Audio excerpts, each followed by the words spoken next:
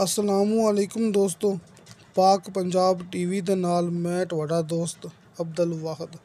दोस्तों माशाअल्लाह 5000 कनाल ज़मीन आबाद ते गैर आबाद मिक्स लेके हाज़र होए हैं। इंशाअल्लाह उम्मीद है कि दोस्तों नूं ये बड़ी पसंद आवेगी। दोस्तों रकबे के करीब जाके सिर्फ अद्धा किलोमीटर रस्ता कच्चा है, अद्धा किलोमीटर कच्चा है, बाकी तमाम एक कारपेट रोड है अपनी ज़मीन तक।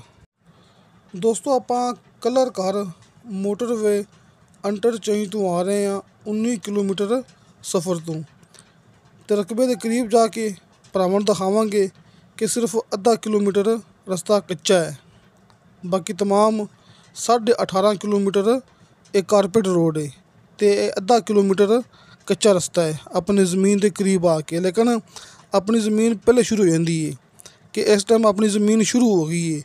अपना फ्रंट है एक कच्चे रस्ते ते।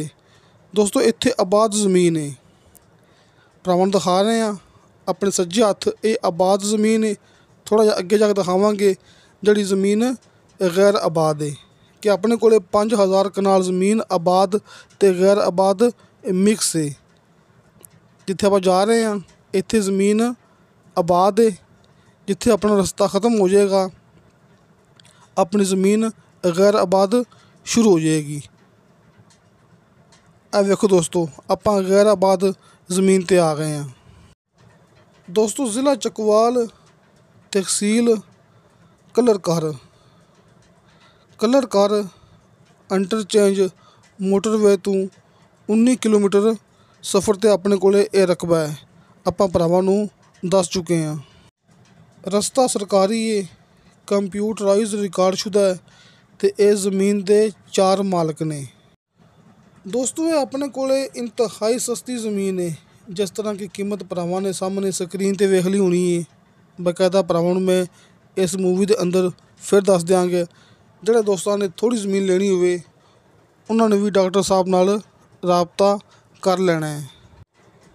लेकिन दोस्तों तुहानूं अद्धी ज़मीन मिल सकती है मालक के कहने के मुताबिक कि डॉक्टर साहब ने कहा सी कि मालकान ने कहा है कि अद्धी ज़मीन विचों आपां नूं दे देणगे ये 5000 कनाल ज़मीन चों। दोस्तों इस ज़मीन की डिमांड की है फी कनाल के हिसाब नाल सिर्फ 40,000 रुपया। दोस्तों 40,000 रुपया फी कनाल इनकी डिमांड है। कमी पेशी प्यार मुहब्बत हो जाएगा। डॉक्टर साहब दा ये डॉक्टर मुनीर ऐवान साहब दा कॉल एंड व्हाट्सअप नंबर तुहानूं सामने स्क्रीन ते मिल गया होगा।